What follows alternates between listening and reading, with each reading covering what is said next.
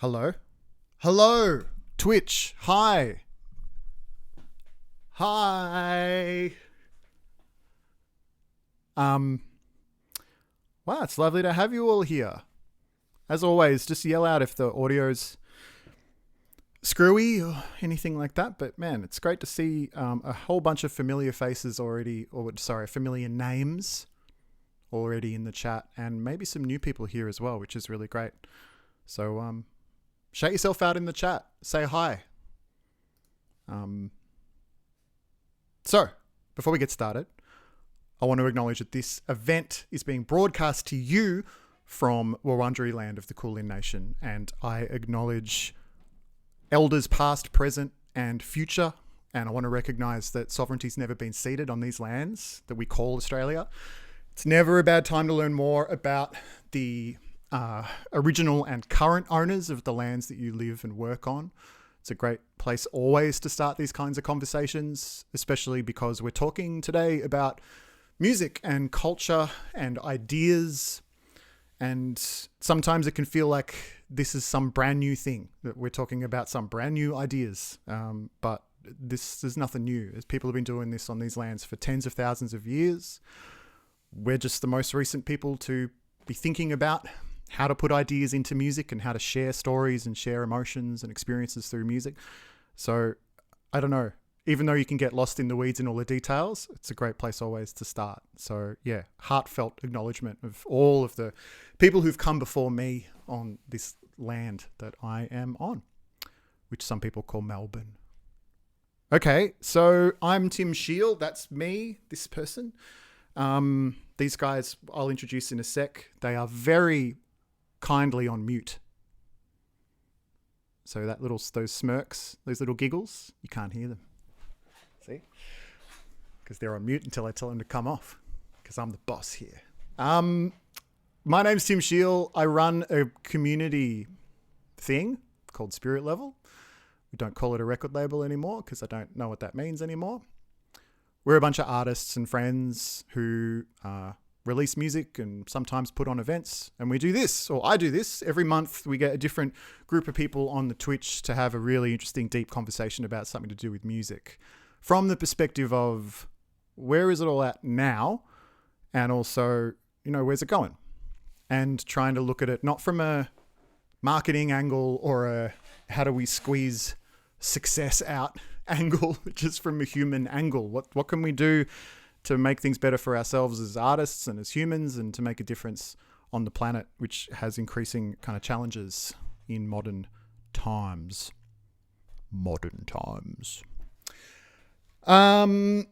Okay. I want to acknowledge the city of Melbourne who helped pull all of this together. They give us some funding support, which makes this happen. I want to acknowledge the Meat Market, which is the building that I'm broadcasting from, where Spirit Level has a studio where we do a lot of stuff.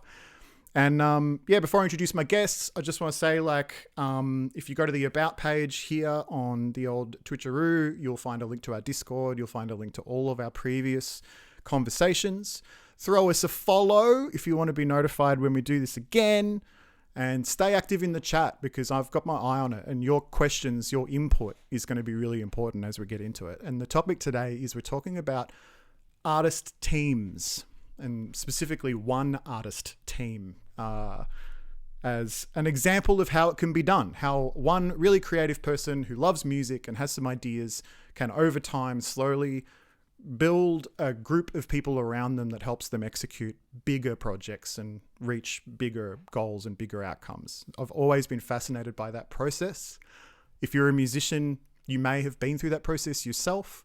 You may have seen someone go through it, pick up, management or a booking agent or just a friend who's helping out, who's coming to shows and manning the merch desk or whatever it is. I'm always fascinated by how that happens, organically or otherwise. So we're going to get into it today. So, may I welcome our guests who can now come off mute. Boss says come off mute. Hello. Hello. Hello, Tim. How you doing? Hello, everyone. Say hello to everybody. And in the chat, guys, feel free to say hello. I'm going to let you introduce yourselves. Although if you've been hanging in the chat for a couple of minutes, you may recognize this guy because we were just watching a bunch of your video clips on loop This is a Genesis Owusu. Hello. Yes, I am Genesis Owusu. Yes, incredible. Sort of originally Canberra-based art. Do you still live in I Canberra? still live in Canberra. I'm in Canberra right now, in my bedroom. That's my. Or you're in a Canberra bedroom right now. That's my East Coast bias saying, well, obviously by now you've moved to Sydney or Melbourne. Still here, still Very kicking. good. So we've got Genesis Owusu, incredible artist who's just put out his debut album to great acclaim. It's a wonderful record, but beyond just being great music and doing great things, it's really, it has a rare level of creativity and kind of ambition in terms of its artistic execution, and which is testament not just to Kofi's incredible artistry and talent, but also a team that he has developed and has been kind of drawn in around the Genesis Owusu project over a couple of years. And that's what we're going to kind of get into today, I reckon. So let's introduce the other two people we have here, or I'll get you to talk a little bit about yourselves. Andrew, I know you've done a bunch of stuff. Can you give us like the cliff notes on your relationship with the music industry? I mean, I've had a relationship that's spanned from the early 90s as an artist, turning into a songwriter, producer, had a record label in 2000s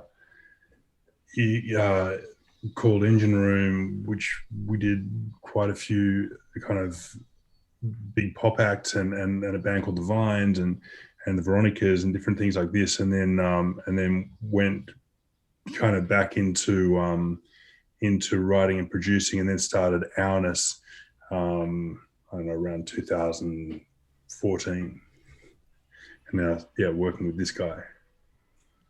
And I know this is a very tricky question to answer, but how would you describe Ourness when you started it, and also what it's evolved into now? Well, Ourness is just exactly what the title's about. I mean, it's about kind of doing things in a very customized way. So about, it's the perfect example is working with Kofi, where I guess,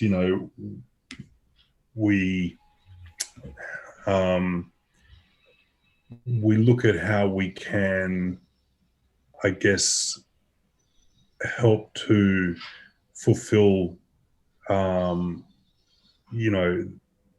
Kofi's potential, but it's very much driven like on every level, So in terms of the artistic kind of level, and which means funding it and bringing ideas to it, and working as a team. But it takes, I want to say that it takes an artist with a very strong vision, because the vision's got to lead it, and so without that, the artist has got to basically lead that. It's not about manufacturing is what I'm trying to say. It's about augmenting, and about really listening. It's about kind of bringing all that we can bring to Kofi's vision, and then hopefully that's in alignment, and congruent to the whole thing.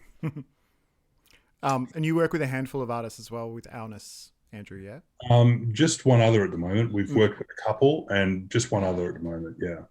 But really wanting to, the idea with Ourness is just to focus on one artist really, and just make that as incredible as possible. And as a consequence of that, the right artists will approach us, or we'll find the right artists on that path because of the way that we're doing business. And, I guess, it just takes, Kofi has taken, has kind of like, he's so sure of his vision that he's able to kind of, there's a real leap of trust there, a leap of faith, which happens as a consequence of that as well, And I just want to kind of say that it's very rare, in my experience, to find an artist with that level of kind of vision. So, so that's made it kind of easy, Yeah. Yeah. And Maddie, Very Maddie, cute. can you like tell us where you kind of fit in here and how long you've been working with Ourness? Sure. I do Kofi's day to day and all day to day for Ourness, and I also tour manage. So that's working across sort of everything to do with Ourness and like no day's ever the same. So lots of spinning plates, but everything's kind of filters through like that. You're getting a shout out from Liv, aka Romeo, in the chat right now, Maddie. So Oh, say hello to the hello. great Romeo, who an incredible Australian musician whose music can be found on the most recent Spirit Level label compilation, by the way. Cha-ching! No, good to have you here, Liv, and everyone else too. Maddie, for anyone who's maybe, well, this relates to something else I was about to ask, but before I ask that, can you maybe, for anyone who isn't familiar with the term, can you distinguish between a day-to-day manager and like an artist manager? What the difference between those roles are, like what your day-to-day is in terms of how you're helping.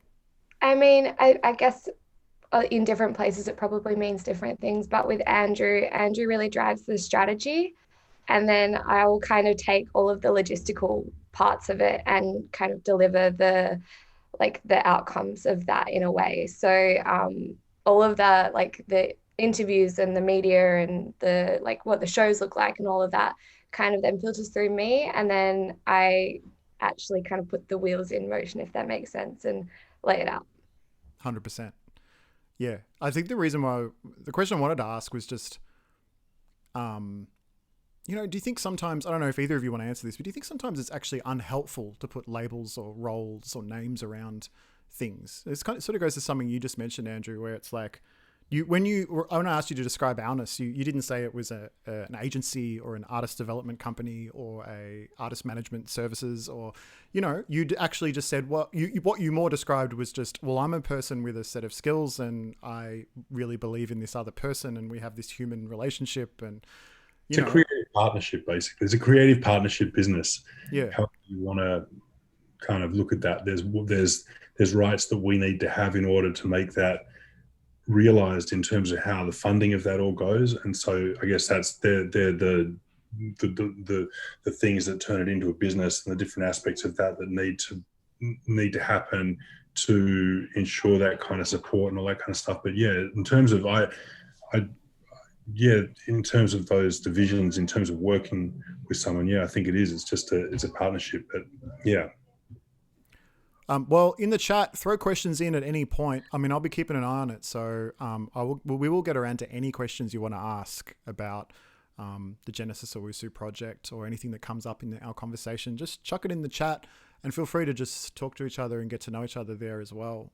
And also, this might be a good time to mention, like, if you're into this conversation right now, we're only just getting started, and you do want to throw it on Twitter or Instagram or Facebook or any of that kind of stuff, I feel like a hypocrite saying this because I recently removed myself from social media. I'm on this kind of indefinite social media detox, which I've got to say is the best thing I've done in a long time. However, if you do want to let someone else know about this conversation that's happening right now, feel free to open up another tab or whatever you want to do and just let them know to come here to twitch.internet/spirit level website. So, Kofi, let's get back to you, and I want to do origin story, true origin story before we get into, because some sort of step-by-step how the team, how the squad got together is interesting to me. So, and that for you, I've got to feel, and for all artists, that goes right back to being a kid, before you've built any of your professional relationships or creative relationships, your relationship with music, where did it start? My relationship with music started with my family. I was just born into a very musically eclectic household. My mum was the leader of her church's gospel choir. My dad was just a general music appreciator. I have an older brother of 5 years who's also a musician. He goes by Citizen K. And when I was growing up, he was really into Red Hot Chili Peppers and Rage Against the Machine. So there was a whole bunch of different musical influences coming. Shout out Citizen K. Can we get a link to Citizen K in the chat room? I'm going to get onto that while you keep talking. being the younger brother of 5 years, like I was trying my best to like stay out of his shadow. So for the longest time, I was like, no, I'm not gonna make music. But he had literally like hijacked our family's study and made it his own personal studio. So it was literally inescapable. And he was producing at the time as well. He discovered Kanye West, and like that changed everything for all of us. And added like the hip hop foundation into it, everything. So he became a rapper, and he was producing and stuff like that. And one day, finally gave in after day 436. I finally gave in, and he gave me this beat. He's like, "Here, rap on this." And I took it, put it on my like shitty MP3 player. Didn't write to it for like a week, and I was listening to it in a public bathroom, and that's when the inspiration struck for some reason. And I wrote my first verse there. So my first musical relationship was with my brother, and he became like my producer and audio engineer, stuff like that. So how old were you then? I would have been, I would have been 14. Yeah, amazing. Yeah. So that was my first musical relationship. I started making music with him more and more. We made music under Answer Brothers. We're playing like gigs at bars and venues that I definitely wasn't meant to be allowed into, but you know, maybe the beard threw them off. I had the beard when I was 14. Did you? And then I started doing my own shows here and there, the same little venues. And at the same time, I had discovered this close group of friends who I found a tight-knit creative relationship with them because we wanted to start a clothing brand. And we'd all come from these different creative backgrounds. Like one of us was a producer and DJ. The other one was a photographer. The other one was like a literal fashion designer who was like sewing stuff together. Another one was like super business minded.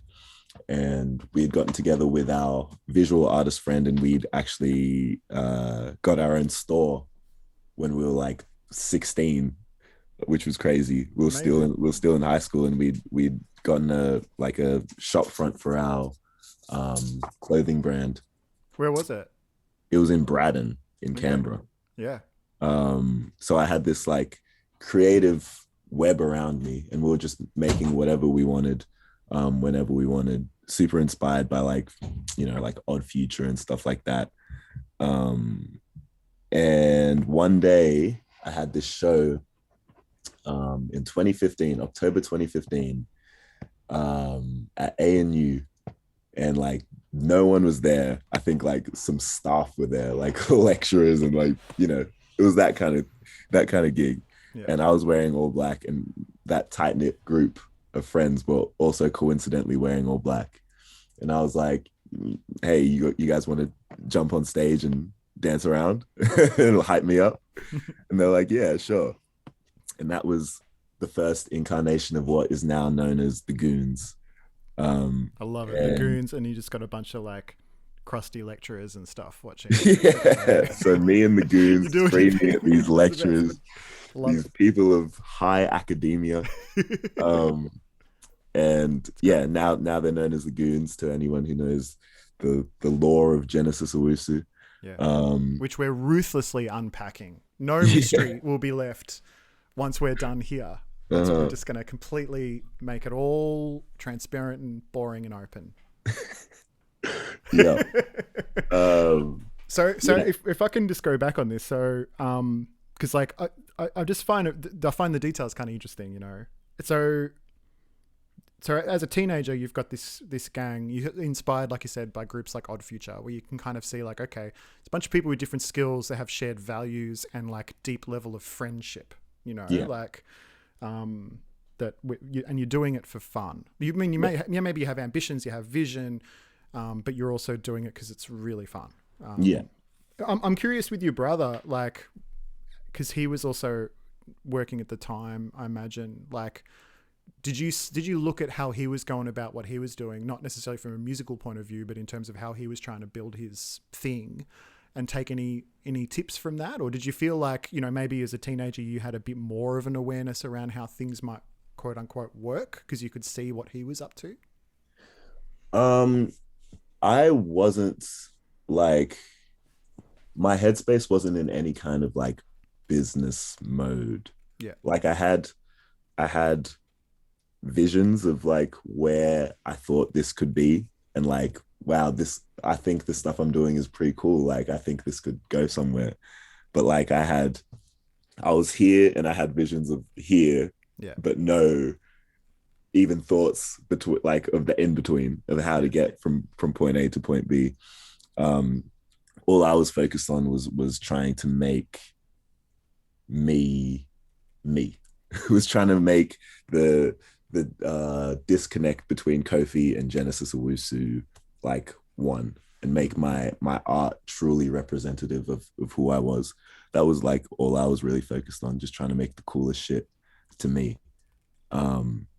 And I guess through doing that, as a consequence, I met people like Andrew who saw what I was doing and saw those gaps where, like, there's this grand vision here.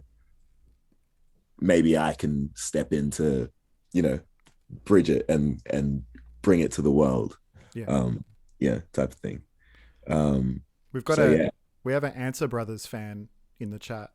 Wow. Joey Stevo says, Answer Brothers, what a time, best gigs ever. We did put on some pretty good gigs. Reunion show. Pretty fun. You heard it here first. A few people shouting out Citizen K too, which is great. So go and check that out. Keep the chat going. Throw your questions in if you have them. So Kofi, all right. So the goons have evolved from. I mean, and we should say, I'm sure we'll talk a lot more about them, I think, because they're such an important part of your story, and they are all still, I'm sure, individually working on creative projects and you know, really got their own things that they're still working on now, as opposed to just being like jumping up with you on shows, right? Which I find really, really interesting. But so in terms of you building a team, before we get to like what most people think of as an artist team, booking agent, publicist, blah, blah, blah. You've come up through a family that's supportive and musical, right? You found like your people as a teenager. You found like your peers, And so before you've even really started to connect with what you might think of as a music industry professional, you've already built your own team essentially, between your family and your friends. But not just as like not just a support network, but actually like people who are involved in your process on it, even if it's just jumping up at the show. Like that's more than what most mates would do, who might just like turn up, come to the pub because they feel obligated or whatever, you know? It was like a group of people, and I think this is transcended through to right now, where it is like a team with like booking agents and stuff like that. But it was always a group of people who truly trusted the vision. And so does that set the bar for you from what you expect from people you work from in the future? That you've sort of spent those opening years where you're starting to form who you are as an artist and as a person. I mean, shit, you're a teenager, right? Like you're just figuring out who you are, you know, on some fundamental basic level. But I guess because those connections are really real, really and authentic and creative, you're kind of at that point, you're going into meeting someone like Andrew, and presumably, you know, especially with because you were an Unearthed High finalist, is that right? I imagine like what often happens around that time is everyone comes out of the woodwork and you get all the emails that are like, oh, hey man, send me some demos. Like, how you doing? Cool. How's school? You know, and the signatures like A&R at blah, blah, blah. You know, I imagine you were bumping into a lot of people like that who might have had different ideas, but you probably, I don't want to put words in your mouth, but I'm guessing you kind of were having those interactions knowing what you needed out of a relationship, because of you had those healthy relationships around you already. Yeah, to an extent. Like I think definitely, like you said, like that, having that support network of family and friends, really tight-knit friends, really laid the foundation of what I thought I needed out of a team.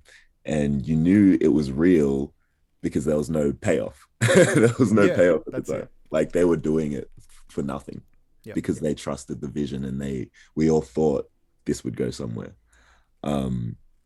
So yeah, like you said, around that Triple J Unearthed time, that's when I started getting a lot of looks from, you know, labels and managers and you know, people from the industry alike. But I was still, you know, I was in high school. Like I really wasn't thinking about that at all. I just had some magical idea of, hey, I'm in high school. One day I'll be over here. How, you know, that's for future Kofi to figure out. So where does the Andrew connection happen? Yeah, so because Andrew, I'm guessing you're sort of the first person to fit in, the next person to fit in the puzzle here. Yeah. So I think Andrew actually discovered me through his partner Beck. I remember very clearly his partner Beck tagging him in an Instagram post of mine. It was of me and the goons in our fashion label, and he had Beck tagged him, and he had commented like asking for my email address. So I commented my email address, and he had emailed me. At the time, a lot of people were emailing me. You know, as you might be able to tell by now, Tim, I can be a pretty hard person to reach. Like I was just kind of, I wasn't really replying to anyone, or like I was just going about my life as a teenager. Fast forward a little bit, I had gotten the opening slot at Groove in the Moo, Canberra, 11 a.m. The slot, like barely anyone's at. But Groove in the Moo was all sold out. I was just getting on stage, just about to get on stage to do my set. And I turn around and there's Andrew with his whole family, like wife and kids with VIP passes. He's like, hey, I'm Andrew Clipple. I'm the guy who's been emailing you. I'm like, oh shit, okay. Like this is serious. Because this is like months after. Yeah. So I'm like, okay, this guy's serious. And he watched my 11 a.m. set in Canberra and then drove his family home straight after back to Sydney. So I was like, okay, let me pay some attention to this guy. And I started replying and we built a relationship from there. And it was a genuine relationship because from that point, it was still a year plus before I even signed anything with him. Like I made sure I was getting to know this person and making sure we really aligned, you know? Yeah. You know what that first email looked like? It was like this. I've got it up here. It says the first email I sent to Kofi was on March 7th, right? And it went like this. It was literally this. It was just Genesis. Who are the artists you most admire? That was the first email I ever sent to you. Wow. There you go. And then what was was there a response? a month later, there was a response. Not much has changed. No, not really. A month later, he goes, hey, sorry, I just saw this and completely forgot to reply. Artists I admire Kanye, the art is UH. Kanye, Pharrell, Andre 3000, MF Doom, Jimi Hendrix, Miles Davis. I could go forever.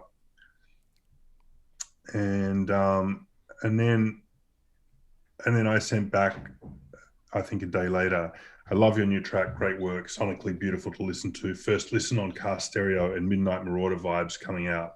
Big step forward, exciting. And then do you want to meet my kids? Yeah, and that's where it started. But yeah, my wife was Beck. She was just very impressed with Kofi on a visual level, and she saw a photo of him going to a school formal, and he was like in some white dress or something with these like crazy like white sunglasses, like Kurt Cobain white sunglasses and a white dress.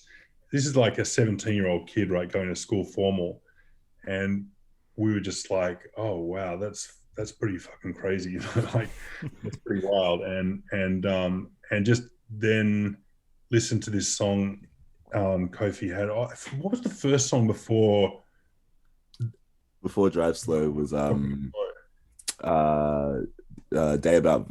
Day After Valentine's. That was the Triple J Unearthed song. Yeah, so I heard that, and when I heard Drive Slow, I was like, oh man, this is awesome, you know. Like I loved it, you know.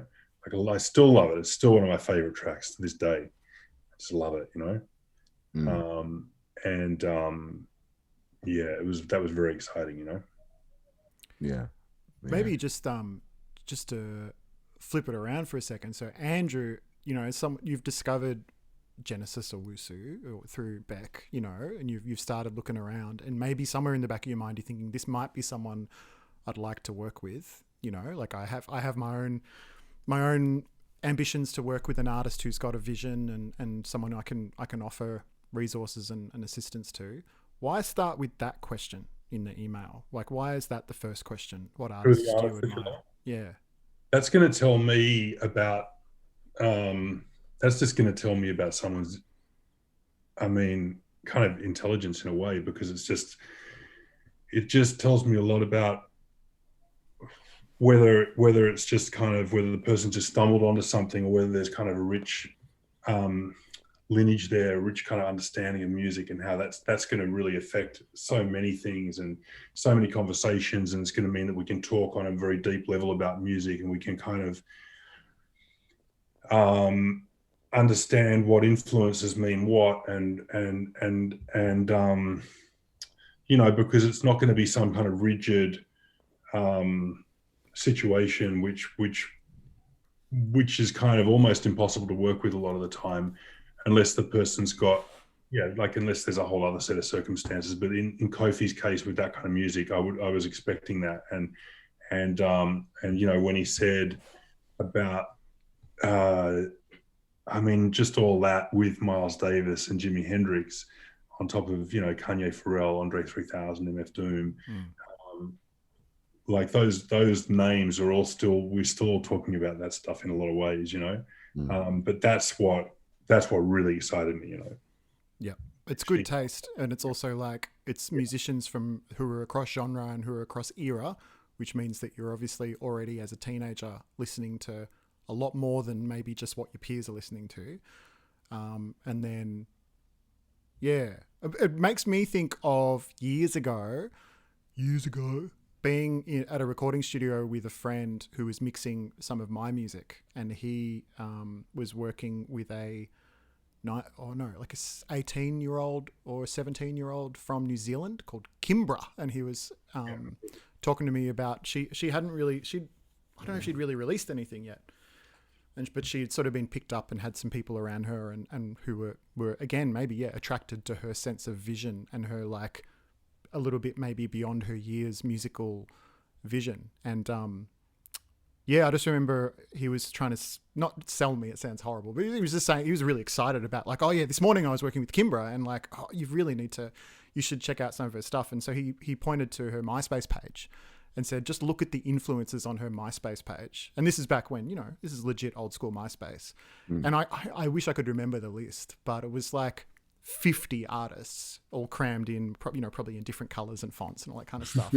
But I remember going through and it was kind of like, you know, the Beatles, Cornelius, you know, Kanye West, so, you know, all of these kind of like cross genre, you know, things that you had to kind of dig a bit deep to find, but also big pop artists and big pop visionaries. And, you know, beyond the talent, it's kind of like a signal that you've got someone who's like a real music fan and a student of music as well, I guess.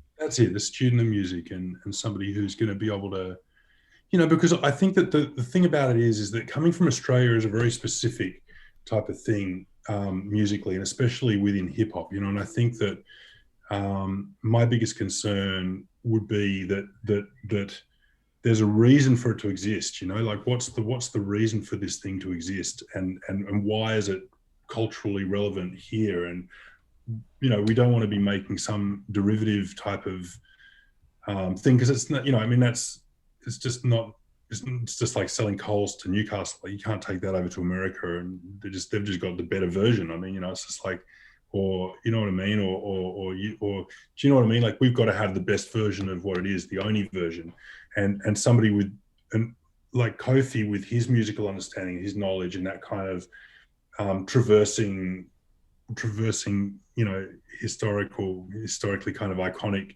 pieces, and the things in between, and you know, that means to me that that kind of artist is going to be open to doing stuff in a completely new way, you know. And that's what's great about Kofi being a poet, essentially, you know, because a poet is kind of what Jim Morrison was, or what this is like the total thing that you want your artist to be a poet, you know, because poetry is what it's all about, you know. Poetry's, Miles Davis is a poet too, you know what I mean? Yeah.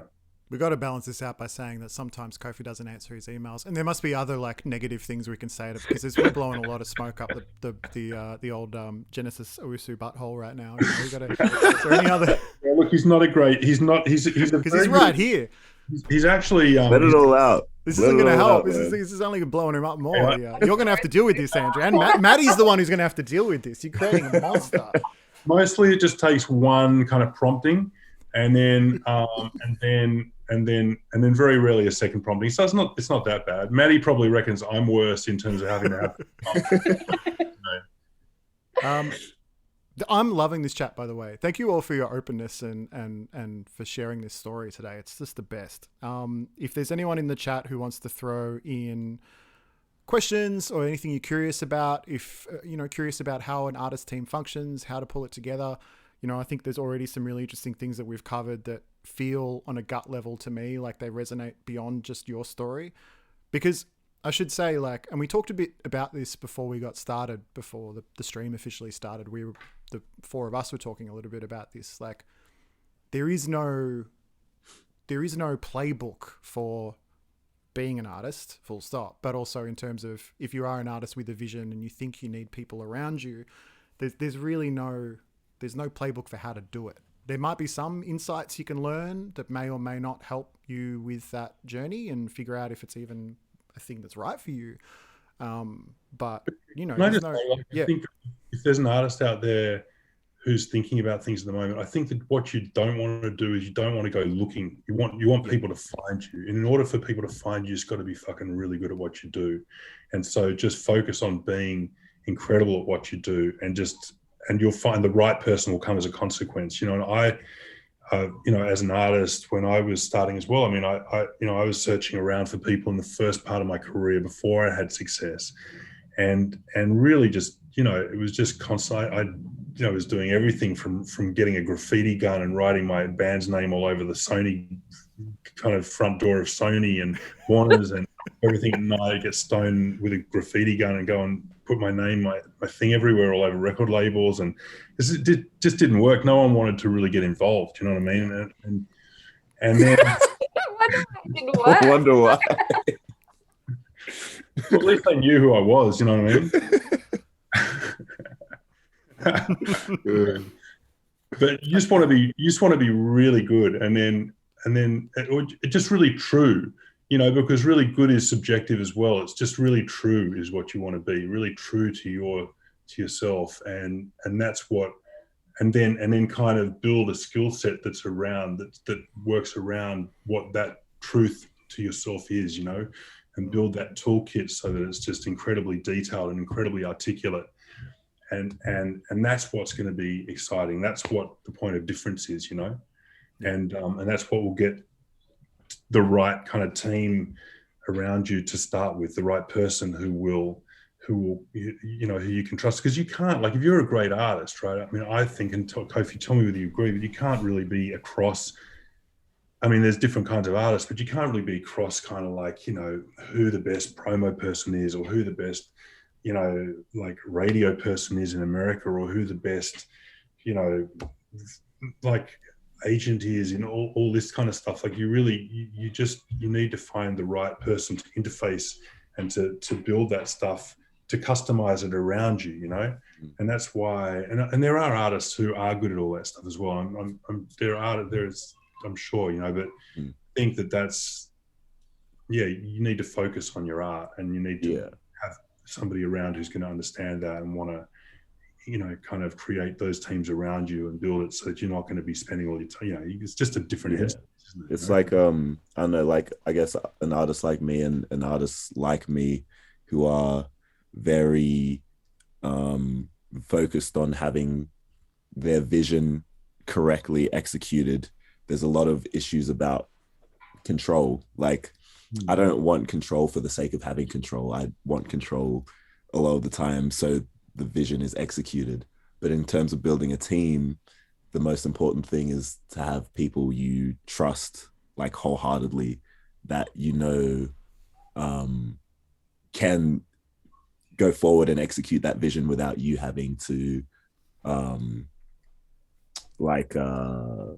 just look over every stray your focus away from being the best artist you can be, because there's so many other facets in the music industry that isn't the music.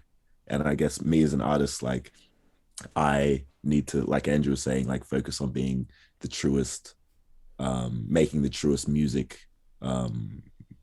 congruent to me, and have a team around me that I can trust to lend control to make sure the other facets are running smoothly and correctly. So yeah, it's like trusting your team, knowing your team and trusting your team to execute your vision correctly is, like, extremely important. Yeah, that one word, trust, is so important. Like, that's it. That's a huge part of what it's all about, is having trust in the people you work with. But also, actually, I'm going to come back to that.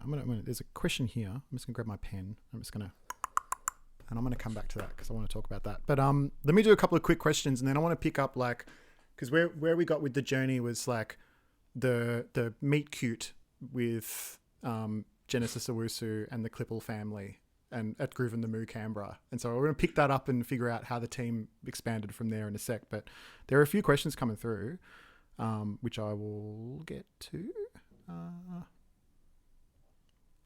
Actually, hang on. I think, you know what? These questions are actually amazing. We're getting a bunch of questions coming through now, and we might do questions at the end once we finish this kind of story that we're unfolding, I think. So let's go back to that. So you guys have connected, and Andrew, you've obviously, because you sort of set up Ourness, and then you were looking for artists, right? Like you.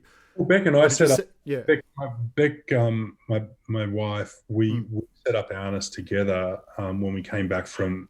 We kind of came back from LA to have our kids, and we'd been having so many different conversations over the years. She comes from marketing and fashion, and I'd always just thought she was just out of everyone, I just loved having business talks about her. I loved talking business with her. I loved talking about the future with her.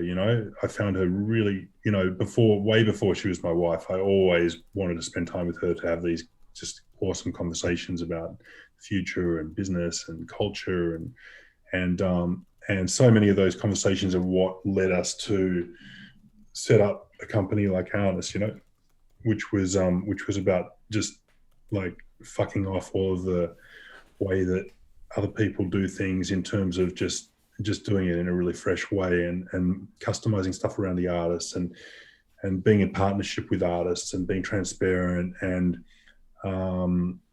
just building a team from that, from my perspective, Maddie's the first true team member from who's actually working like 24/7 and literally 24/7 and that's amazing, you know what I mean? But and so I don't know where that'll. Yeah. Anyway, that's how Ourness started with my wife as well. She was definitely the co-founder with me.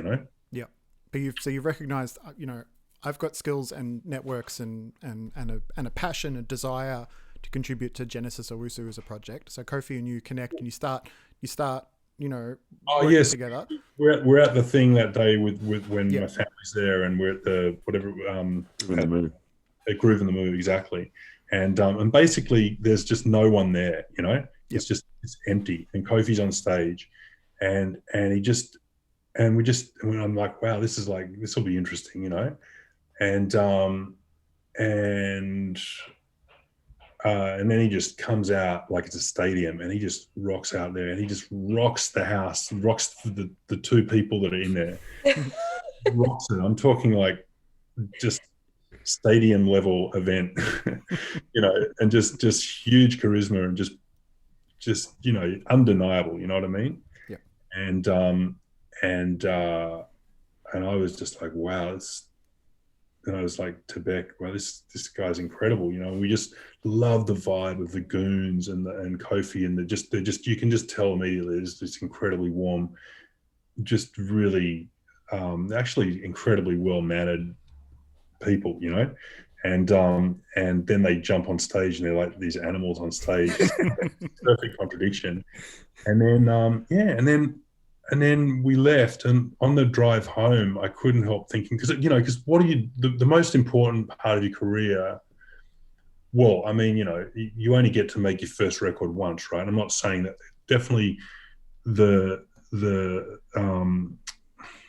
Car Drive EP was the first record, but the first record of my tenure with Kofi, and I was considering that, and I could only think that, because I was just a huge fan of Hiatus Cody, all I could think of was that if I could bring Hiatus Cody or members of that band into this arena, that would be the perfect kind of next step up from Drive Slow, and from the Car Drive EP. That'd be just like a really good just next step, because it's just, you don't want to kind of do crazy steps. You want to kind of just do really articulate, like just really good steps, so you keep on taking everyone with you on a story. And I mean, and Hiatus Cody is pretty huge. It took a year to make that actually happen. I thought it would happen a lot faster, but it took about a year, right, Kofi? Yeah. And that was good, because it meant that we had time to talk, and I know Kofi had college, and it was actually a really great way to do it, to have the right time to get to know. But that's what I couldn't help thinking about on the way home. And I guess the most exciting part for me was that I just love his music, and that was really refreshing for me, to just feel like energized about the music and where it could go. Yeah, there's some counterintuitive things, for a lot of artists, I think, that we're touching on. That idea of you just do your own thing, don't chase a team, and you wait for it to form around you once it's the time. But that other idea of, like, when things are happening or you do get that support, don't rush, slow down. It's actually fine. You don't have to make it happen instantly. You can, if you've got a good plan and you've got a reason to wait, let it happen organically. Kofi, did you so Andrew pitches you this idea of like, hey, let's get some Hiatus Cody members in on the production of your next thing. How does that play out in your mind? Are you kind of thinking, wow, okay, he really he gets it? Or, yeah, 100%. I was a huge Hiatus Cody fan. At this point, me and Andrew had already been talking, like geeking out over different music like jazz and Michael Jackson and just like a bunch of other things. So we were both big fans of Hiatus Coyote. So it was just, when he brought it up, I was like, damn, this guy knows what he's talking about. This is legit. So maybe to speed up a bit. So from there to where we are now, talk about the process between both of you. Of obviously the three of you and Beck and the Goons to some extent, you kind of feels like that's kind of your core group there, but you've pulled in your artist team on a broad level. It's like a family. You can have your immediate family, and then you've got the extended family who you maybe don't see as much. It's like an artist team. Once you're at a certain scale, you end up with label members in different territories and booking agents in different territories and different people who have different roles. So the process of onboarding those people, how did the two of you go about doing that? and over time, was there a strategy, or was it just organically like, we need this now and now we need that? I think that first, that first inclination from way back with the Goons of just people who are passionate about the project and people coming to you has been a thread from then till right now. Yeah. And like we've had big people with big status and big credentials come and approach us from all different angles. But I think for me and Andrew, while all of that is still in consideration, passion for the project is like pretty much number one. Yeah. Like, because when someone's passionate and when someone's coming in, kicking the door in to be first in line, like they'll do whatever it takes to make things work. How can you tell when someone's passionate? Like, what's the bullshit detector there? There's a really good connection there. It's like you can tell by the connection. Mm.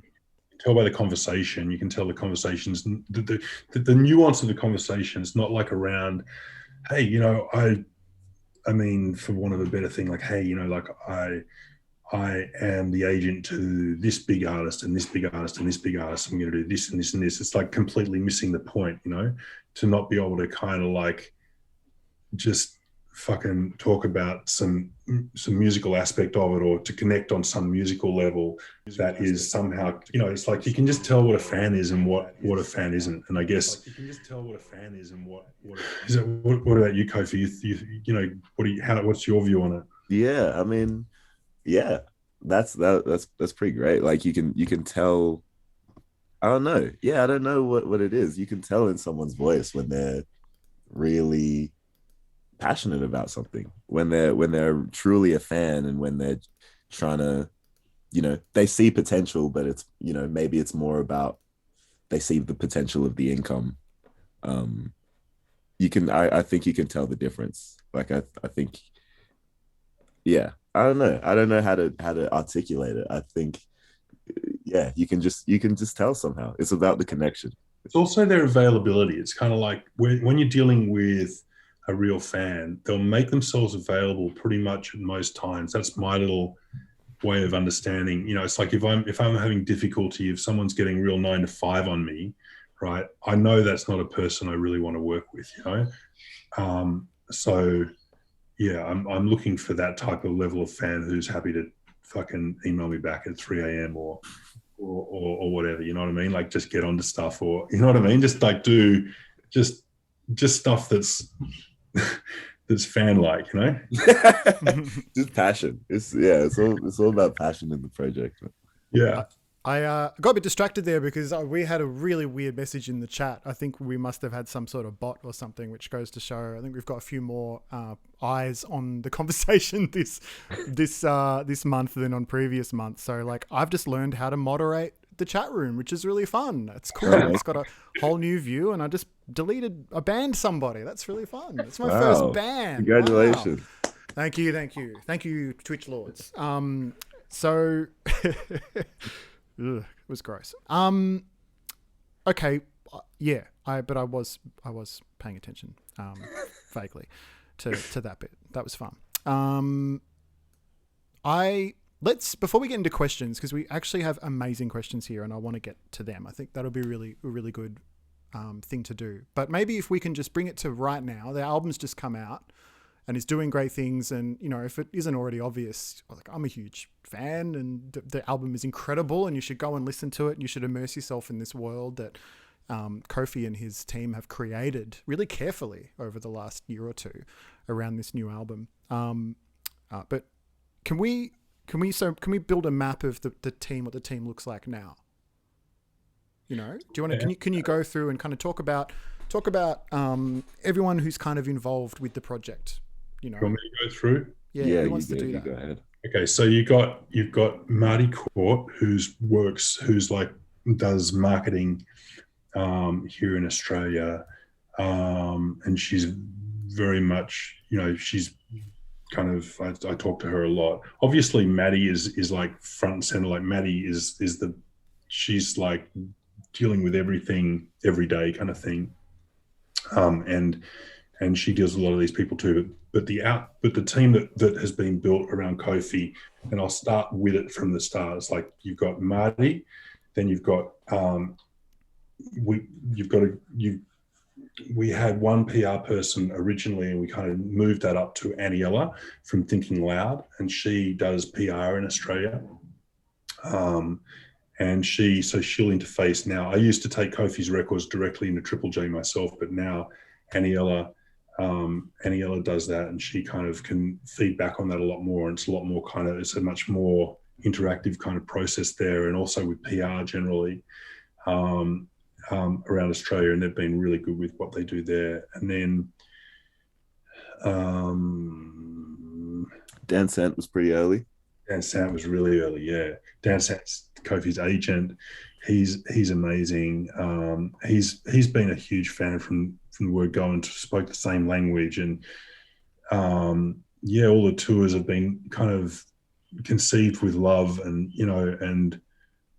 I think that's one of the defining things of the team as well. It's kind of there's this element of love in the source of it all, And so then there's Dan, and then kind of think we should jump overseas for that. I did I worked closely with a guy called Jamie Hodgson over in the UK, who has a label called House Anxiety, and we've done we kind of got into business with them for this record. And he's been incredibly, especially because it was we had to look at what we're going to do in the time of COVID, this record coming out, and we couldn't have Kofi in any marketplace internationally. So we really needed to have a senior level entrepreneur, as opposed to, like a proper entrepreneur, who knows how to, and this guy had done, King Cruel, Courtney Barnett, which was a really big which was a really important part of it, because Courtney Barnett's obviously had that, as an Australian, and had an international career, and he was very much a part of navigating that process. So he's really great. We've got Jennifer Daunt in America, who does radio in the US, and a guy called Nick Orsley in the UK, who does radio in the UK, Radio 1, Radio 6, all that kind of stuff. And we've had PR people in France. We actually spent quite a bit of time working in France for What You're Trying to Do, and Good Times, actually. So that was before all of this. And so that French thing is actually France is still our third biggest market, after the United States, and after Australia is number one. But Australia and the US are on parity now. And so who else in the UK? Oh, and then we've got the UK PR people, Chris Cuff from Good Machine. Good Machine. Good Machine, exactly. Yeah, he's amazing. He's like knocked it out of the park. Honestly, he's like incredible.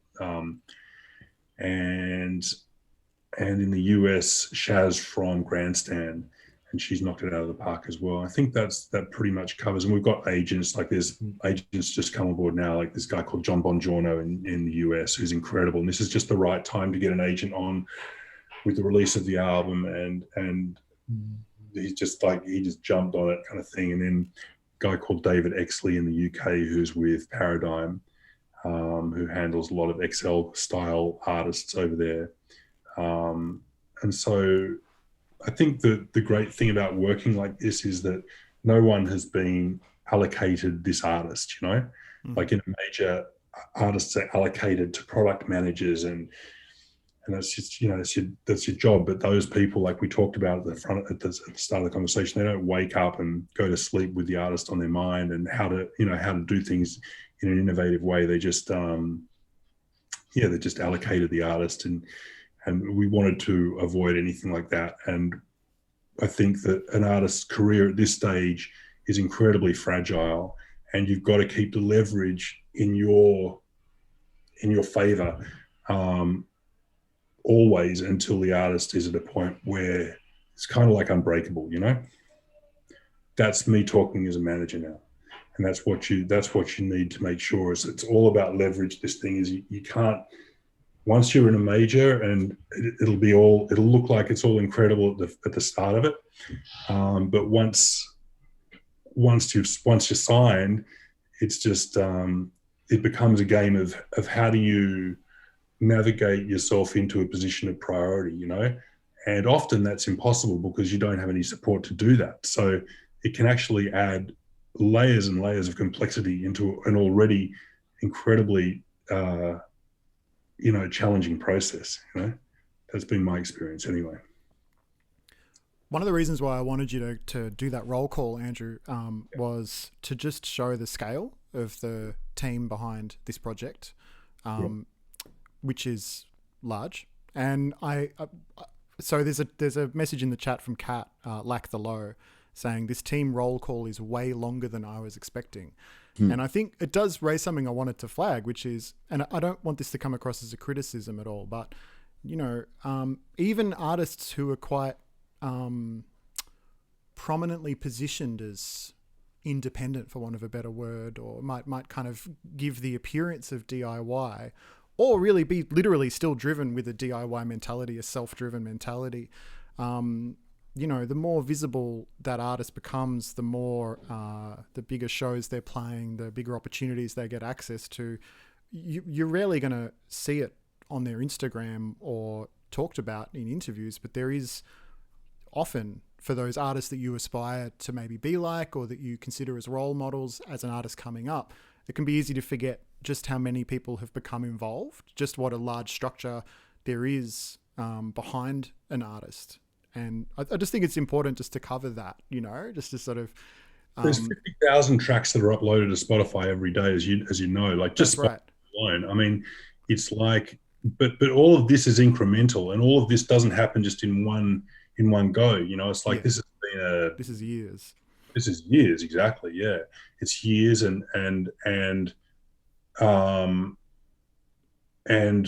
this it hasn't happened as a result of huge streaming numbers or things like that, but definitely having songs that have streamed successfully has created confidence to invest in wider teams. But it's been more about the integrity of the project, and knowing that that's really, on a commercial level, the important thing to look at, I think, is the integrity, because that's where a long career is, and that's where a meaningful career is, and that does, I'm hoping that turns into a commercially wise decision. You know what I mean?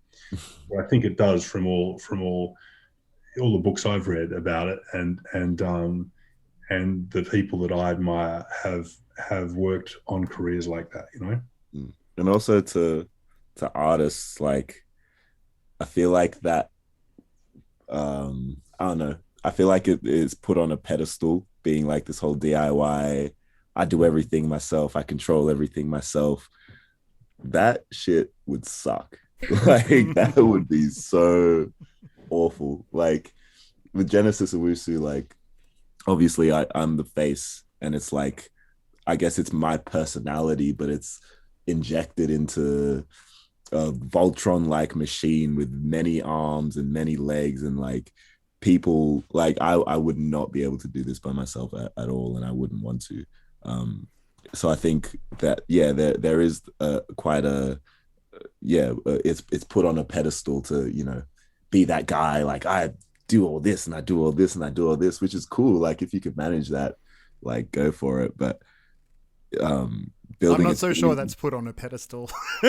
No, it is. Like, speaking from my own experience. Like, and I think after this conversation, I'm going to huddle in that corner and cry for an hour. Like, I feel like when people see artists like Kanye and like Tyler, the Creator, and stuff like that, who are just doing so much, like. But again, the perception is that it's them, when really it's a giant team. Yeah, exactly. It's what you guys are doing on a much bigger scale. Exactly. I would burn out so fast if I had to do everything. So I'm so glad I don't. I feel like every single person that has like this whole thing is so exceptionally good at their piece of the puzzle. Yeah, it's a good like, point. It really plays into like the whole picture, and I think it just, like, we all get the best out of each other as well, because we can all just focus on our strengths and just bring that to the table, as well as being like doing other bits and pieces here and there. But like everyone sort of knows where they fit and what they need to do, and they're just, everyone is very good at it.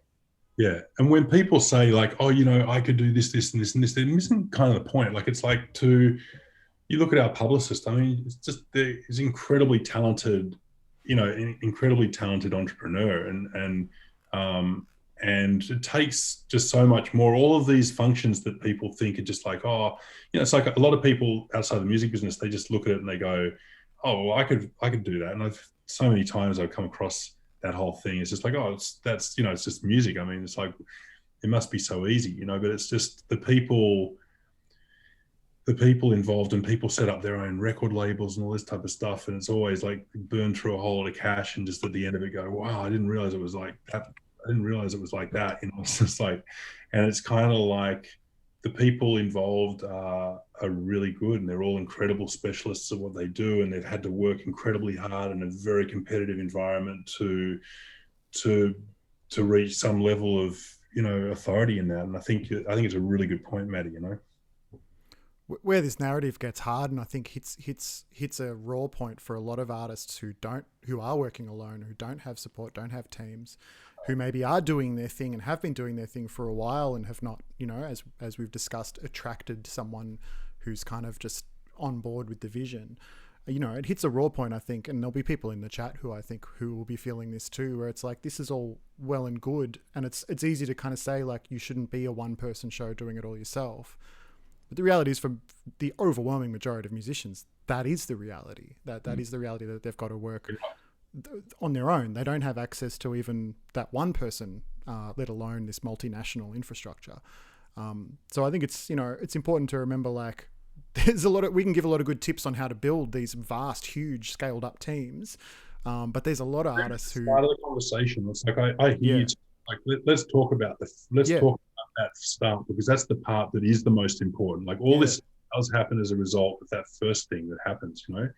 And that first thing that's got to happen is there's going to be people out there who are doing this and who are, you know, kind of doing the very best that they can, and some people it's going to take a shorter amount of time, some people it's going to take a longer, and there's no guarantees of it. But remember that Kofi had already gotten onto Triple J Unearthed. He'd won the Groove and the Moo spot there, so he was on a certain kind of prominence on the Triple J Unearthed page, which made him easier to find for someone. You know, my wife, that's how she found him, and she found, and as a result, then went to look at the Instagram and was like, saw the wedding photo and what have you, and that's how it all became very exciting. But there was still that, you know, you were having to multitask then at that point to somehow get on that. How did you get onto the Unearthed thing, Kofi? How did you get onto it? Did you just upload your song and then? I mean, I just uploaded it. But like that's a bad example. But yeah, no, I was having to multitask on a lot of different angles, and like, you know, I still do a lot, but like, I think the main thing for me where it might not be as relatable for other artists is that I didn't have a career in the front of my mind. Like, I was just doing things for the love and for the fun of it. So I was more than happy to be chatting with promoters to book some shows. I was more than happy to be creating my posters and artwork, which I'm still doing. You know, I was more than happy to be multitasking, because I was like, it had no pressure I had no pressure. Like, I wasn't like, I have to make this happen. Like, I was just doing it to do it, which isn't the case for a lot of artists who are really trying to make it.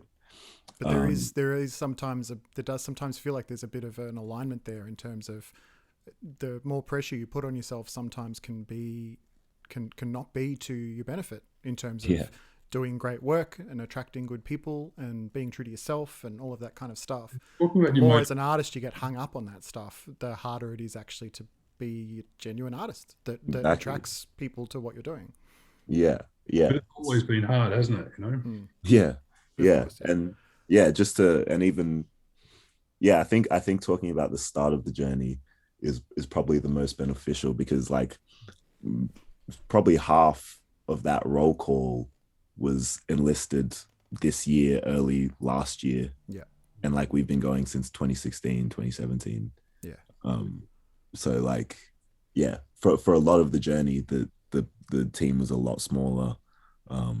So yeah, I think the start of that journey is really. Yeah, it was just me. I was like signing all of that. I was like signing every check and like all that stuff. And I was writing my PR, like writing your PR stuff, like all of the. That's the thing with Ko-fi. Like all of the stuff that you touch as a fan, all of the stuff that you touch and look at is all generated by Ko-fi. The artwork, the lyrics, that I mean, all of the anything that's written about it. It's all kind of done that, and I really like that aspect of it very much. Not all artists can do that, but to your point, Tim, like about like that whole state of mind of being an artist, and basically what you're saying is like it's a head fuck, basically, and this is and that can turn into depression, and that can turn into, kind of very unhealthy. If you lose what motivates you about it, and you kind of find that I think your motivation has got to be strongly in, like, you've got to know when, for instance, you're needing it for attention to bolster your, like, you've got to know what's driving you, I think, and if those things that are more unhealthy that are driving you, and they can still lead to incredible careers, I'm sure there's a lot of huge stars out there who've been driven by a deep sense of insecurity and a deep sense of, like, I've just got to get attention here to make myself feel worthwhile. I'm sure there's been huge careers built on that, but not very mentally healthy careers. But then again, not mentally healthy doesn't necessarily make bad music either. Mentally unhealthy can make fucking great music. Unfortunately. Yeah. I don't know. It's like this, if we look back at some of the great music, I mean, it's not been made by just like mentally healthy individuals, you know what I mean? All the time. Yeah, I'd be careful with that. I don't generally, as a rule, think we should be, letting mental health problems go in the name of artistry. But I know what you're saying. I'm not it attracts all comers. It attracts all. No, I'm just saying. I'm trying to work. I'm as I'm talking to you, I'm kind of going, well, that's not exactly. You're saying like you've got it. You know what I mean? But yeah, but if you're driven by those things, it's going to be difficult, and it's going to be hard. Whereas if I think what Kofi's saying, that if he just wasn't necessarily being driven by that, and so. Yeah, it kind of came together, but I don't know what the answer to it is. I just think as long as if you can just find your truth musically and build on that, then that's going to be the gold, I think. That's going to lead to the best possible outcome for you, whatever that outcome is going to be.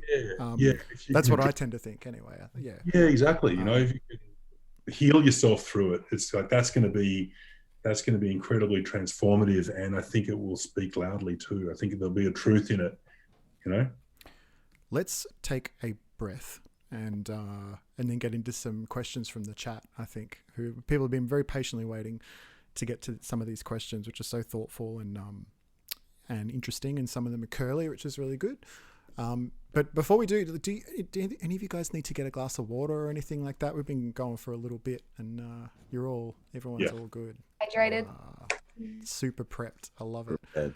Hey, for anyone who is hanging out and watching, or has maybe just jumped on in the last little bit, this is a conversation with some extremely talented people. Genesis Owusu, an artist from Canberra, who is working with a large team that includes Andrew and Maddie, who are down the bottom here. And my name's Tim. I run Spirit Level, which is a little artist community that releases music and talks about music.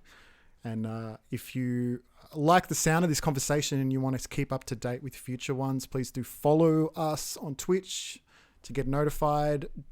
Follow us on all the social media places too. And also we have a Discord server, which is increasingly active and is becoming, I think, a really interesting place to actually connect and talk and chat and share links and ideas in a more productive way than other places on the internet. So if if you're curious at all about that, the links are in the About section down there to find Spirit Level's Discord server. Okay. Maddie, I feel like we just haven't heard enough from you. I'm so sorry. We really got into the Kofi Andrew love story. Yeah, and it's a beautiful story. Maybe Max has got a question specifically for you. But just before we get to that, like, we didn't really cover how you got involved. Like, how did you meet Andrew and Beck, and what background did you come from? My background was, well, I've kind of done a bit of everything since I was a teenager. Like, I used to sell tickets for festivals just because I loved music festivals, and I always knew that I wanted to work in music, but I can't sing. I can't do that. So, but I've worked as a booking agent. I've worked in PR and marketing. I've worked as a tour manager. So I guess like I've got this, I can kind of look at things from a lot of different perspectives. And Marty Court was actually, it was last year, and we went out for coffee, and she was like, I know this guy called Andrew. I think you guys should connect. Like, I think you guys would work really well together. And I was like, oh, cool. Like, what does he work on? And then I've never told you this, Kofi, so you're going to hear this for the first time. So sorry about that. But she was like, oh, he works on Genesis Owusu. And at the time, I had some job offers coming through that were like, they were quite big offers. And I was like, no, I don't want any of it. Like, I don't want any of it. I just want to work with these guys. So Marty made the connection there. And yeah, like it just felt like the right thing and the right people. And yeah, that's kind of how that came about. So that came about just, I think, as they were starting to gear up for the album. So about July or August last year. Yeah. And then, yeah, just kind of joined, and here we are. Yeah. Max in the chat asks you specifically, Maddie, like, as a day-to-day manager, the question is, what are some tools or personal habits you have to keep things on track for Genesis and keep some level of sanity? It's a good question. Sure. I love a good spreadsheet. I feel like if that wasn't a thing, that would sink me. And I write a lot of lists, like from everything that's big to small. So it could be like, email Kofi about this. Like, and I'll put it on the list and cross it off. Like, for me, it's also a mental thing of like, I'm actually getting things done rather than, because there's so many different things, from touring to media to literally every single thing that you could think of. I think like it's very easy to kind of get lost in all of that. So I just write a lot of lists, from the big stuff to the small stuff, and just tick it off. So yeah. One of my favorite tips with to-do lists, which I do, is whenever you put a to-do list, like what I'm going to do today or what I'm going to do this week, always include something that you know will definitely get done. Yeah. So that you can tick it off. And also don't do ones where you just like delete it, like have to actually scratch it out so you can see that it was there and that it's not. Like, I know that's a really boring tip, but it's helpful. We should do a whole other talk on productivity, to be honest, because like it's a bit of a secret weapon for artists. Not all artists are kind of like built that way, but if you are, it can be a really helpful thing in terms of the juggle. But I guess, Maddie, just following on from that, like it sounds like you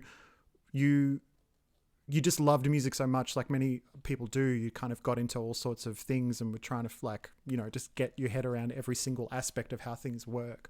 But were you kind of hoping that an opportunity like this would come up, that you would find an artist that you could sink your teeth more into something like this? I mean, absolutely. Like, that's a dream, right? I always said like that I just wanted to work with great people doing great things. And Kofi, like, I was already a fan of.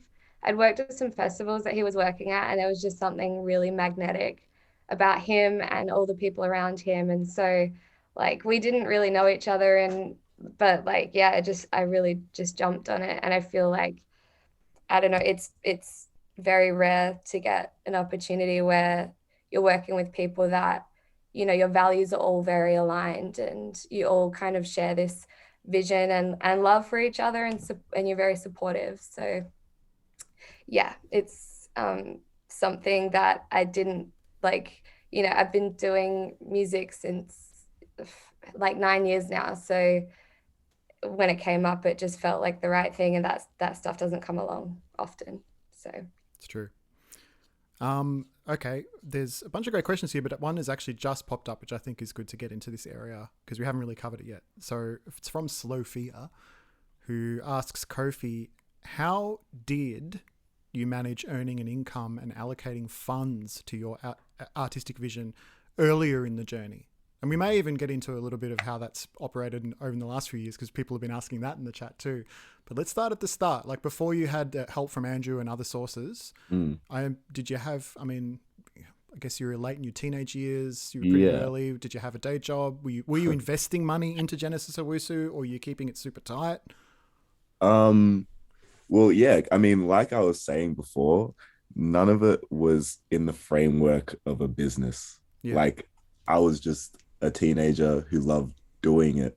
So any money that I would get, I would put into it, which isn't like, I'm not the person to be asking for business advice first. No, but this isn't business advice. This is like being an artist advice. But again, because like where you are now is a result of what the choices you made back then, whether they were intentional or not. So you say money that would come in. So like if you did a show every now and then or something like that, there'd be some money. So where would that go into? You don't have to get into details if you're not comfortable talking about it. But like, are you talking in terms of you'd buy like better gear to record with, or did you flirt with? Did you engage publicists or anything like that, or No, like so like I said, I met my group of friends from trying to start a clothing brand with them. So we would be, I've only had one official day job where I wasn't managing myself or like, in that kind of realm, which was I worked at Broad Burger, which is a burger joint in Canberra. And I probably only worked there for like 3 months or so. But yeah, my PR team was my friends. Like that clothing brand was like a creative unit for all of us, in which we came from. We're all from Canberra, but from different places around Canberra. So we would all be putting money into this clothing brand to make clothes, and through that, my music would get out to Josh's friends, and Bailey's photography would get out through my friends, and just like it was all just word of mouth. It was all just word of mouth. Everything, any money that I got, I would put into building the fashion brand, buying Photoshop for myself to design stuff, like getting Ableton or like stuff like that. It was all just for the love and for the fun of things. Do you think there was no kind of specific allocations or anything like that? Do you think if it wasn't for Andrew coming along, if imagining a hypothetical where Andrew didn't come along and some other things fell into place for you, do you think maybe you've spent time trying to save money so that you could spend $5,000, $10,000, $20,000 on a record so that you could engage the kind of level of publicity you've got now? Is that something you sort of think about, like a parallel universe version of yourself? Or do you think I think it definitely would have gotten to a point where I would have had to made a decision where I was like, okay, am I going to do this or not? And it would have been a lot more of a pressurized situation, and I definitely would have had to take those kinds of decisions into consideration. It definitely would have been me maybe taking that Broad Burger job a bit more seriously so I can make some more income to save and stuff like that. But yeah, I've definitely thought about that for sure. Lack the Low asked earlier in the chat, how does the money work? That was when we were talking about, how the team is structured now. And I guess Andrew, Kofi, Maddie, you don't need to go into details. We don't necessarily have to talk about it if you're not comfortable, but I think a lot of artists do look at these kind of relationships from the outside and wonder how it works, both not from necessarily what's the commission structure and all of that kind of stuff, more just to execute the things that you're executing, Kofi, requires a lot of funding, as you said, Andrew. And, it's not just about having a handful of songs that have streamed well, it's other connections and relationships. And so is there any insight you can give on that might help artists who are starting out? Andrew? I'm just trying to think of what insight I would think. I mean, I think learn to live. It takes quite a while to make money from a project, to start with. And I think Kofi has, you know, he's very much lived within his means, and I don't think he's ever come to me to ask for money. Like I haven't experienced that at all. He's been, but I mean, he's been very good at not spending what he doesn't have, which I think is a skill very few people have. I certainly didn't have that. I definitely spent more than I had, and suffered as a consequence. So to do that, and to not, I think that limitations, technical limitations, can actually be a great help in terms of just making the best of what you have access to. Can actually be your biggest gold mine right there. It's like when I worked with the Vines, I remember they made their first demos on a cassette recorder, and those demos were released by Heavenly and NME called them the future of rock and roll. Those cassette demos, and they were incredible because the compression of the tape was amazing, and the whole thing was just like so fresh. And I guess what I'm saying is that those limitations, whatever you may have in terms of technically, is the way to stand out. Because I think that everyone can make a record sound really good, but it's kind of like how you can just make it sound unique. So I think it's being tenacious on that level of how to build something with as little money as possible. I think that's these are the challenges. But does that answer your question, Tim? Like, or are you looking more in terms of like then how it's funded? Or I think, well, I mean, it does make me want to ask, like, because it sounds like for Kofi is kind of, you haven't had a day job, you haven't been flipping burgers, you've been living what a lot of artists would call the dream, which is a whole other conversation.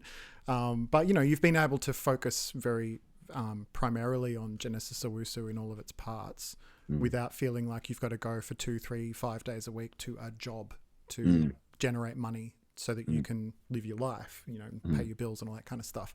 And that's what a lot of artists, for a lot of artists, that's what their definition of success is to not to have to go to that job, so that instead I can be in front of my computer or with my guitar or whatever it is, just focusing on my artistry and building my own career. I'm not sure how much you can speak on it, but like how, given that some of the, a few years ago, there was stuff happening around the project, but it wasn't probably that you were in a position where there was heaps of money coming through, heaps of cash flow or whatever. Like, how did you stay afloat? Like, how did you fund that part of your career? Yeah, let me preface. I'm in my family, like I'm in my bedroom. Like I'm still with my parents here to this day, even though. But it's important to. I think it's important to say that, because people listen to Triple J and they hear a Genesis Owusu track on the radio and they probably don't this is not an offense or anything, but they probably don't think like Kofi lives with his parents. Yeah, like, you know what I mean? Like, there's no shame about that at all. Yeah. Like, I'm going to be as transparent. Yeah, like that in itself takes so much load off me. And apart from that, I've just been scrounging. It's just been living within my means. Cook, can do some odd jobs here and there. I'm not out here going to bougie dinners every day. I'm just living within my means. Which is the thing, like, and I don't want to harp on this, but it is a thing, I think, that because we talked a bit about narratives and the stories we tell and what stories artists pick up on and that they internalize and how that shapes their vision of what success should look like. And, I do think it would still surprise a lot of artists to learn that, someone with a Triple J feature album who's doing these amazing shows all across the country, is picking up odd jobs and happily, living a happy creative life. But, like it's not just you, it's like, that's quite a common story. The more artists you get to know, the more Australian artists you get to know at a who are playing at a certain level may have this international infrastructure, but you know, they're still kind of just getting around like anyone else is. You know what I mean? Making do, getting by. It's just an important thing to talk about. I think, Yeah, definitely. and be open about. So thank you for doing that. Yeah. Well, like, not in Kofi's case, but this is just an observation on a wider scale. Like, a lot of artists do have day jobs too. And it's not just this Instagram life of like, I'm out playing shows and I'm doing all these things. Like, there is that kind of pressure that can be like crippling if it's not managed well, of like financial pressure. So, you know, for anyone that is watching this and is like, you know, everyone's living all these crazy lives, like a lot of people do have a day job as well. Yeah. Yeah. Like 1 million streams equates to around $6,000, you know? Yeah. And when you get up to, you know, 20 or 30 million streams, then things can really start to, you know, you can start to kind of, but, you know, you also, that money's got to pay back what's been invested into the project. And then once that's all set, then you can start to make money, you know? And so, but at that point, then your live shows are going to be worth quite a bit, presuming that you've done a lot of live work and it's kind of a live thing. So there's, you know, it's yeah, and you don't just hit 1 million streams easily. You know, I think I forgot what the stats were actually. You probably saw that same article, Tim. I've kind of forgotten, but there was something Spotify put out, and there's like only so many. There's like 200 artists in the world that have over 100 million streams, and I think there was like only like not a lot like who do over 1 million streams. I think there was like 50,000 artists or something. It wasn't a lot when you consider that there's just millions of, you know, stuff going on. So yeah, it's that was pretty striking. That was the Spotify PR campaign that they released recently to try and convince the music industry, or to convince artists specifically, that Spotify is helping. And it was actually, if you do the numbers, you're like, hang on, so really no one's getting paid. Like, it's in the number, you just gave us the numbers. Anyway, let's not get down that. Yes, like it's very, but yeah, it's just very, you know, and to get that, it's all, yeah, it's a very interesting business. And, you know, in terms of how the economics of it works, and the economics and the creativity are inextricably kind of tied. And so it's a very fine balance on how you kind of approach that and how you deal with that, and how that doesn't, you know, how you keep that away from creativity yet. It's kind of like the creativity can't go on unless at some point it's dealt with. So it's just a weird, yeah. You know, I think, yeah, I don't know what the solution is. I think if you're being true to yourself, then you know, you've got to wait till the stars are in alignment, and when those stars are in alignment, then hopefully the music connects in a larger way and grows, you know? I think we come back to this a fair bit on this conversation series, which is this idea of like, there is no real solution, but the best thing you can do is know going into it. If you are like, particularly if you're starting out, if you're young and you're thinking, I want to spend the next 10, 20, 30 years of my life being a creative person, you should know at the start what it probably will look like what the challenges are, so that you know what to get out of it and what to focus on. And I think just generally that idea of like, you know, some artists I think have this idea that it's a struggle and you're kind of losing money and you're squeezing time out and amongst other things, but at some point it just all clicks and it's all good from there. I think it's really important to just kind of say like, no, like, that might be the story if you are Kanye West, but for the overwhelming majority of artists, even the ones who might have an appearance of being successful, or who are like very visibly doing all this amazing stuff, like you are, Kofi, you know, it's like, it's not the appearance of being successful or whatever. It is just legitimately, you're doing all this awesome, cool shit. But, you know, it's important to remember that you guys as a team are still in that position where you're going, if we keep going, maybe we'll grow it to this point. It's not like you're all kind of like, hey, woo, you know, like it's just work. It's still, you're all still working for a thing, you know, a thing in the future, which you all believe in really strongly and you've got a vision for. Totally. I think it's kind of like fumbling around in the dark, in the sense of there's no, you know, the business is changing so much, right? like every 6 months, that what was applicable 6 months ago isn't really at all applicable now. So, it's like you're doing yourself a great disservice to kind of try to be making something that you think is going to pop on Spotify because whatever is happening on Spotify is happening now. So it just doesn't. It's just all moving at such a rapid speed, and so yeah, the best thing you can do is to make something different, and to just make it as different as possible in the sense of just as you as possible, and with that will come a whole bunch of like fumbling around, every day, not really knowing what a good indication looks like or a bad indication, and so you've got to train yourself not to worry too much about that and just to forge your own path, and then wait to see what indications look like after you've given that a good amount of time on your path, and then you'll have your own set of little indicators that you can read and know what that means to your project. But it's certainly not, there's not like a big brush, like I think that where it's obvious anymore. I don't think there's any obvious I don't think it's ever obvious. So it's difficult to see which way to go and what path to take, I think, Yeah. We'll do a few more questions and then we'll wrap it up, and I'll let you guys go. But you've been really generous with your time and your honesty, which is really wonderful. Joey Stevo, big Answer Brothers fan, asks, Kofi, previously you've integrated Per clothing brand into the Genesis Owusu project. Is that something that will continue in the future? Yeah, Pure. Pure? Yeah, P-U-R. Yeah, it is spelled like Per. But Adidas, Adidas, or something.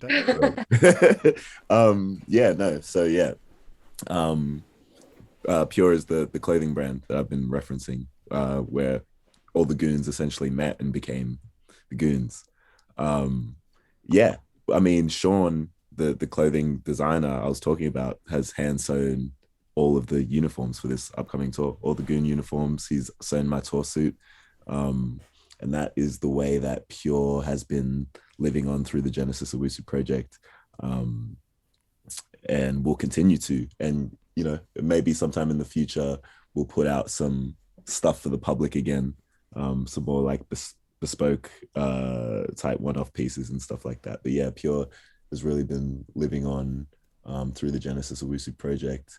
And I love it in the sense that the Genesis Owusu project has become like a self-sustaining ecosystem, as it has been since the start. Like Bailey is still taking all my photos, like just like he was before. Josh is still my DJ as he was before. Yeah, it's a nice little ecosystem we've got here, and I don't plan on changing it anytime soon. We're only getting better as a unit. The emerging musician, it says, that's a person on Twitch. Kofi, you said you waited a year before signing with Andrew. Did you have a probationary agreement in place, or was it just a handshake kind of thing to begin with? Well, when I signed the contract, it was a contract that I signed. But when we were meeting, it was just us getting to know each other. Like, there was no kind of pre-contract or anything like that. Like, I was just, like I've been saying, I wasn't very business minded. All I really knew was that I didn't want to go into this with like some big major label, just because I'd heard too many horror stories about like creative control and blah, blah, blah, blah, blah, blah. So all I really knew is that I needed to be sure of any contract that I was signing, anything like that, any people I was working with. So I really wanted to, make sure shit was real and build a relationship with whoever I was going to work with. So we were seeing each other back and forth, like in Sydney and Canberra, making music together.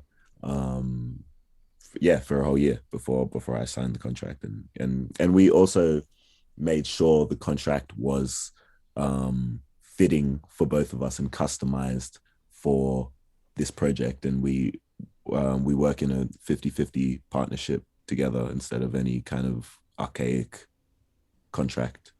Yep. Yeah. Yeah, that's a really interesting insight. Thanks for sharing that, because I know there's in terms of the artist manager relationship, I know there's been a lot of conversation around how those partnerships are structured. And there is like a movement within artist management, I think, to reassess how those deals are structured. So that's really interesting to share that.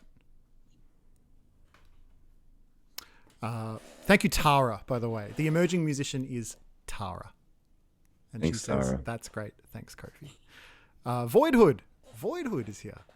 Yeah, I like Voidhood. Hey, man. Is Voidhood from Canberra too? Is that Canberra Massive? Originally, Yep. is he still in Canberra? He might I be don't in know. Melbourne. Not sure. New track with Ryan Fennis. Shout out Voidhood. How far ahead are you guys looking / planning at the moment? Yeah. Are you simply an ideas machine, Kofi, or do you get anxious about coming up with the next thing? That's a separate question, but I guess, yeah. How far do you plan ahead? It's a hard question. Ask Maddie. Maddie, you got the Yeah. spreadsheets? Depends what it is, I guess. Yeah. I mean, like- the guys can talk better from the recording and music point of view, but like we're always like there's things coming in for like a year ahead. I don't know. There's probably more coming in through Andrew at the moment, but Yeah, in terms of gigs and stuff, we're doing like August 2022. We're kind of planning stuff there. In terms of recording stuff, in my head, I think that we've got like sessions planned and stuff planned for release up until June 22. I think in regards to like the creative process, like we can plan sessions and stuff like that. But that kind of thing is much more intuitive. Like when we have something we know is hot, like we move forward from there. I think in terms of stuff like touring and shows and stuff like that, it's much easier to plan further ahead. In regards to like the ideas machine question, I think it's kind of like the same thing. It's like, yeah, I don't like to force anything. Like things happen when they happen, but I also have learned not to just sit and wait as well. Like thanks to Andrew, he's been really helpful in putting or introducing me to the right people and putting me in very inspiring circumstances, like the circumstance with the band who I created the album with, where things come up and they're still organic, but it's because I've been placed in these certain circumstances. So I never worry about, I don't know what the next piece of music is going to sound like, but I don't really worry about it because, you know, when it happens and we'll see. And we're all on the roller coaster ride together. So do you have like a 5-year plan or a 10-year plan or anything like that, Kofi? Like not even from a business perspective, but from a creative perspective. Do you have like, oh, I hope in 5 years Genesis Owusu is at the point that I can do X, Y, and Z specific things? Or is it more just you going with the flow? I very much have gone with the flow my whole career, and I still kind of do. Like I was saying before with the point A and point B, but not knowing in between. For me, it's never been a matter of if, just when. Yeah. Like things happen when they happen, and we can do our best to push that boat, but all we can do is guide it. We can't plan it really. I've been learning to adapt better than I can plan, as Earl Sweatshirt says. Wise words.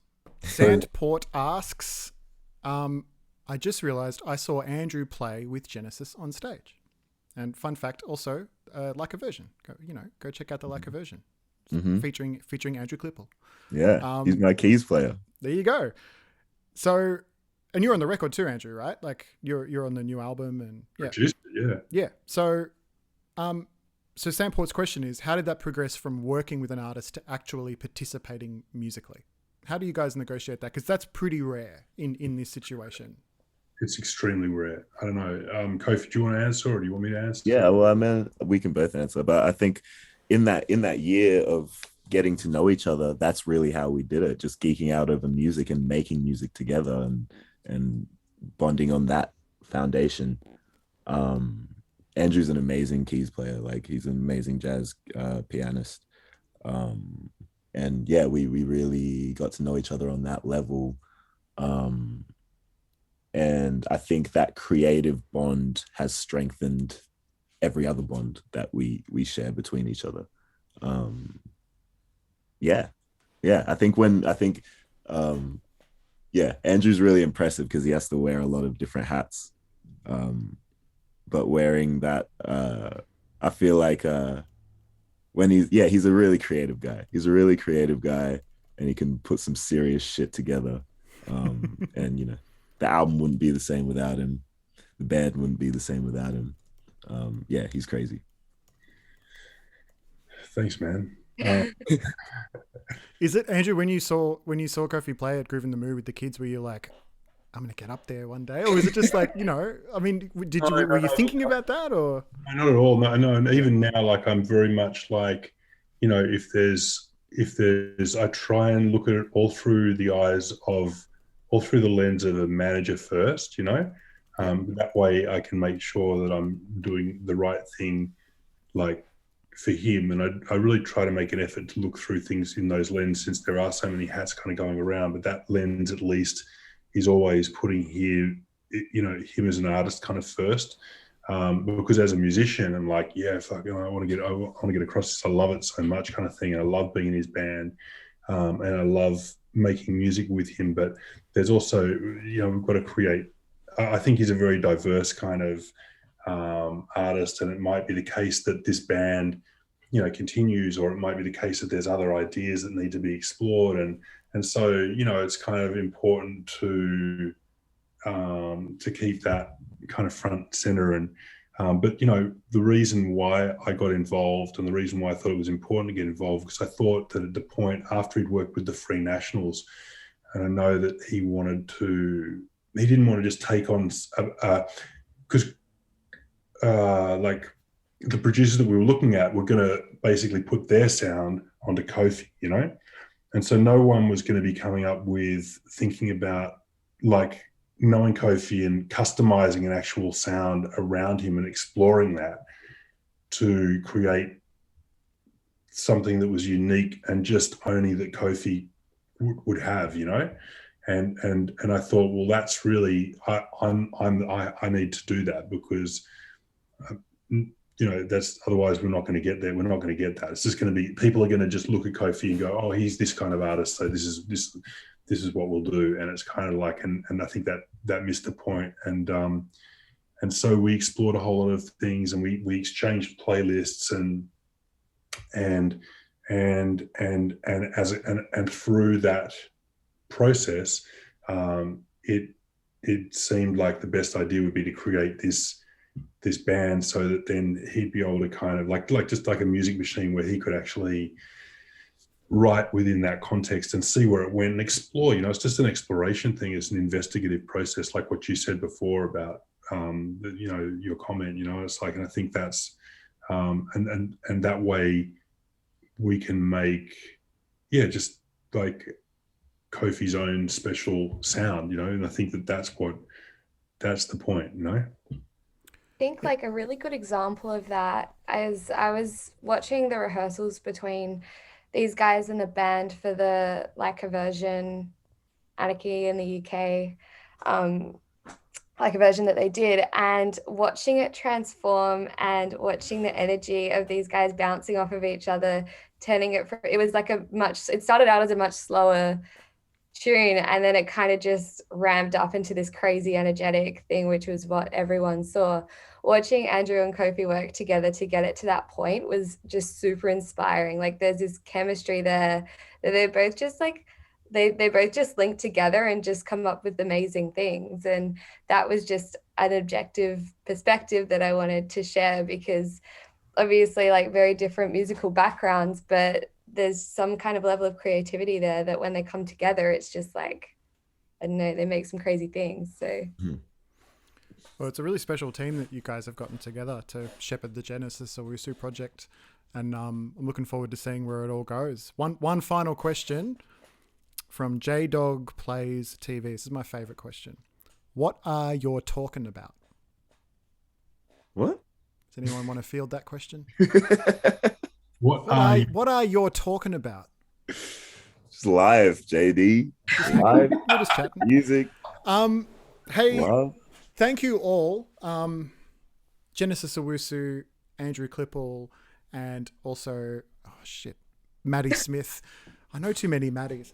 Maddie, I was going to call you Maddie Rose, but Maddie Smith. Maddie Rose Smith. Yeah, incredible team that have pulled together so much, even just in the last 12 months. But, I think it's really great that we kind of were able to unpack this whole journey and see that it was started years ago. And there's been a lot of hard work, and there'll be a lot of hard work to come from all of you, I'm sure, in the next couple of years.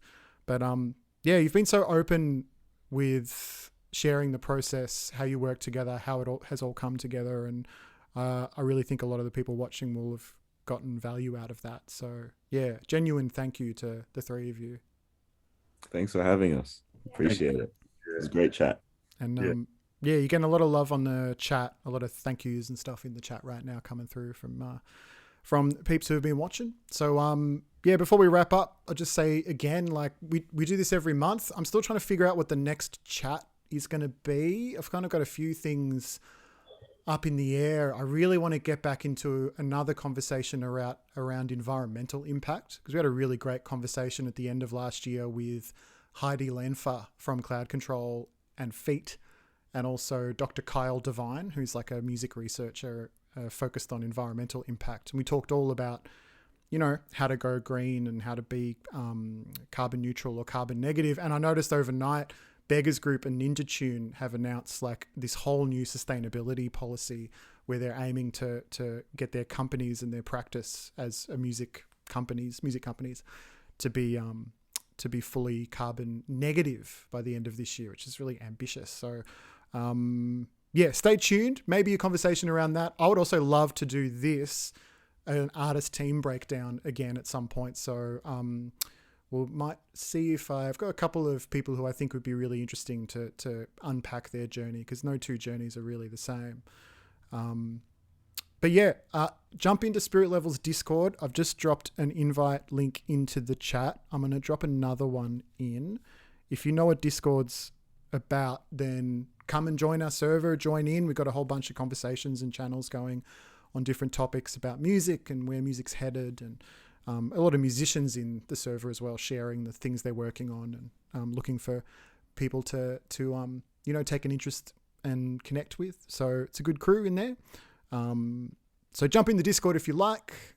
If you don't know what Discord is, just click the button, and if you don't like it, you can leave. It's all good. Thank you guys again. My goodness. I feel so lucky to have been able to just pick your brains for a couple of hours, all three of you. It's like, and I'm looking forward to following the journey and hopefully catching up with you guys again and see where it's all at in the future. Thanks so much, man. Thanks Great a lot. chatting with you. Thank you. Yeah. Awesome. Twitch friends, have a lovely day. See you.